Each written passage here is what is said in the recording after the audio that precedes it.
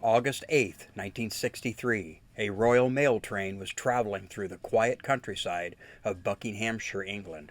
It was just after 3 a.m. Most of the crew believed it would be a routine run, another overnight delivery carrying bags of mail across Britain. But hidden in the darkness ahead, a gang of criminals had already set their plan into motion. Within minutes, they would pull off one of the most famous robberies in British history, the Great Train Robbery. And that's tonight's story.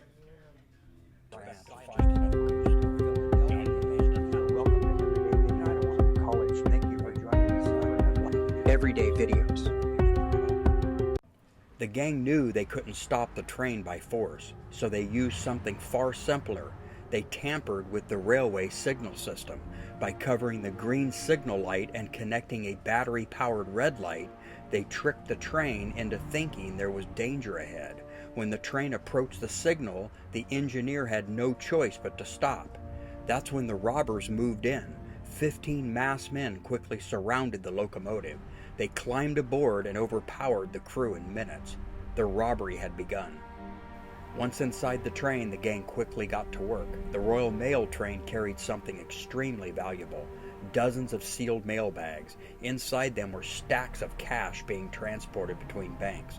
The robbers forced the train driver to move the locomotive further down the tracks to a remote bridge where their trucks were waiting. Then they formed a human chain. One by one, the bags of money were passed from the train to the waiting vehicles.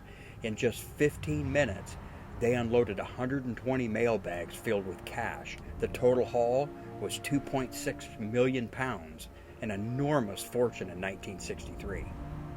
The robbers believed they had planned the perfect crime. After the robbery, they hid at a remote farmhouse called Leatherslade Farm. It was meant to be a temporary hideout.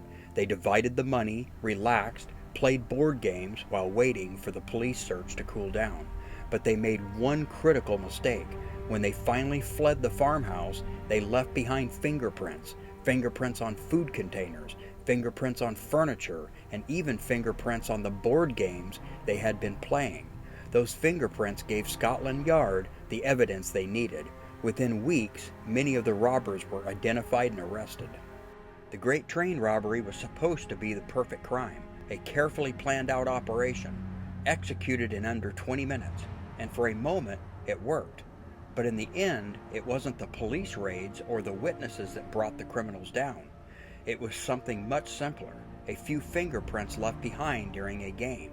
And those tiny mistakes helped Scotland Yard solve one of the most famous robberies in history.